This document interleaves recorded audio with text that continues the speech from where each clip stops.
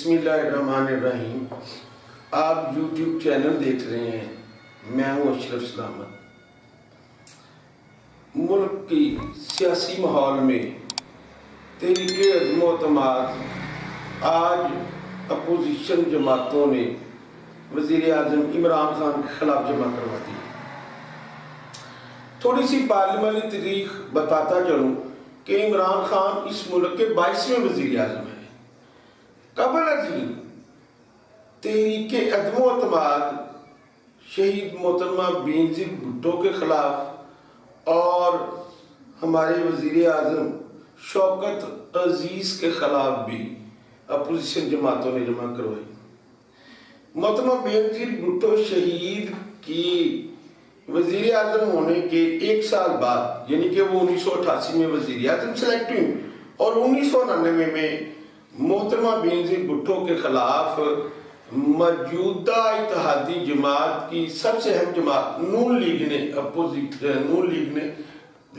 تحریک عدم اعتماد جمع کروائی۔ یہ وزیر اعظم شہید محترمہ بینظیر بھٹو بار بار اس عدم اعتماد سے بچ گئیں، صرف 12 ووٹ کے فرق سے محترمہ کے خلاف یہ تحریک ناکام ہوئی۔ اب کی بات پاکستان کی تمام پولیٹیکل پارٹیاں جو محترمہ کے دور میں تقریباً 2 ہی بڑی پارٹیاں تھیں، سب نے اکٹھی ہو کر، جس کو آپ PDM کہتے ہیں، تمام سیاسی اتحاد نے وزیر اعظم عمران خان کے خلاف تحریک عدم اعتماد لائی ہے۔ اس میں ایک فرق ہے اس تحریک میں اور پچھلی جو تحریکیں تھیں اس میں۔ اب جو انٹرنیشنل سینیریو ہے پولیٹکس کا، اس میں چونکہ روس اور یوکرائن کی جنگ کے حوالے سے وزیر اعظم عمران خان کہہ سکتے ہیں کہ غیر جانبدار ہیں۔ تحریک عدم اعتماد میں وزیر اعظم کے خلاف جو سٹنٹ ہے، جو ایک حقیقت ہے کہ شدید ترین اپوزیشن جماعتوں کے ورکروں کی خواہش ہے کہ اب کی بار وزیر اعظم عمران خان ناک آؤٹ ہو جائیں۔ مہنگائی، بیڈ گورننس، لاقانونیت، میں سمجھتا ہوں یہ حقیقت ہے کہ انتہا پر پہنچ چکی ہے۔ ہماری جو مہنگائی ہے وہ اس نے پاکستان کی مڈل کلاس ہی تباہ کر دی ہے۔ گڈ گورننس تو نام کی کوئی چیز ہی نہیں ہے۔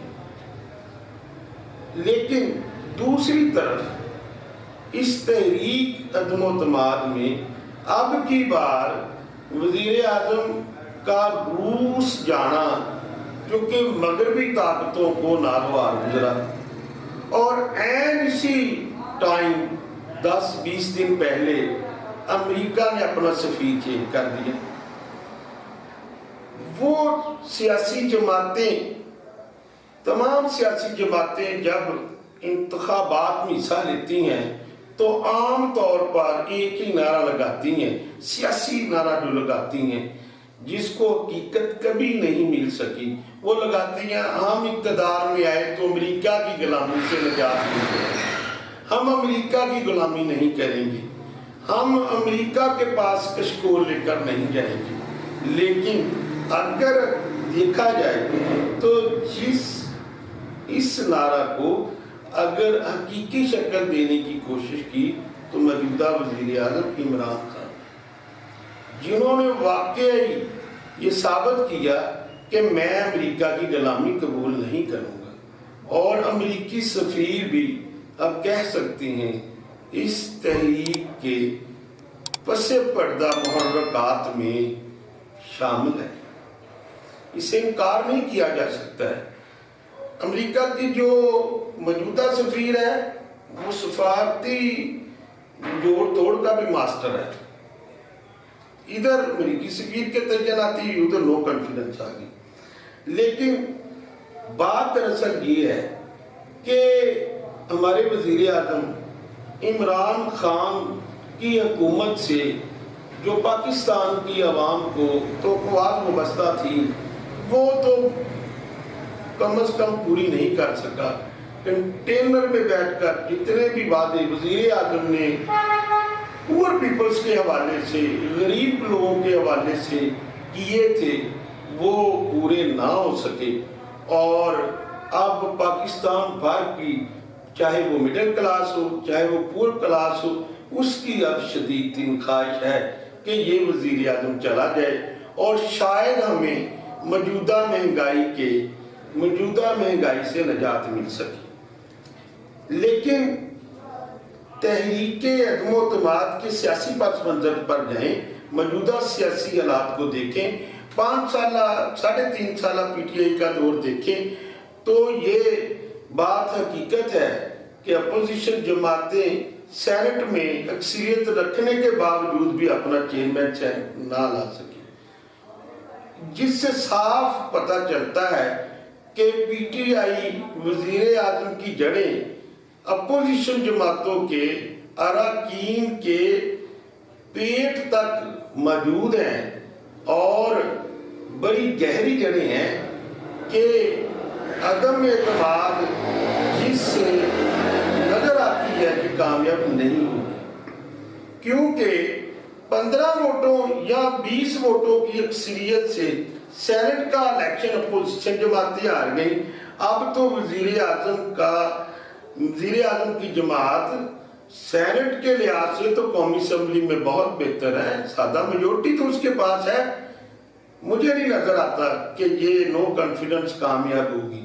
ہاں، اگر اس حوالے سے اگر کوئی انٹرنیشنل قوت یورپین اور امریکہ جو کہ آج کل پی ٹی آئی حکومت سے ناراض ہے، اگر پس پردہ ایسے کوئی حقائق ہوئے تو یہ بھی ممکن ہے.